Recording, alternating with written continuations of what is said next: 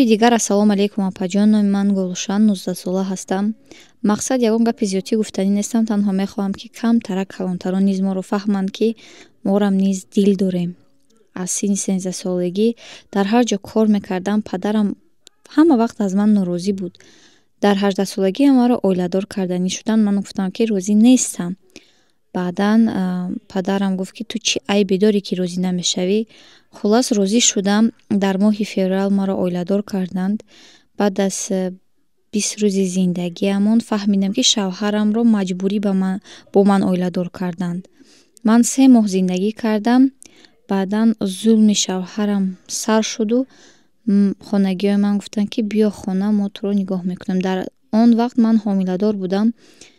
Модарам гуфт, ки аз он зоти ҳаром ба мо фарзанд дар кор нест. Кӯдакро гирифтан тоза карданд. Ман кор мекунам ва ҳамаи чизе, ки дар кор аст дар хона таъмин мекунам. Агар 5 дақиқа ман ба хона дер биёям, маро ҳамаи тӯҳматҳоро мекунанд, ки ту ана бева шудагӣ. Аммаву амакӣ ягон кас намонд, ки маро пас назанад.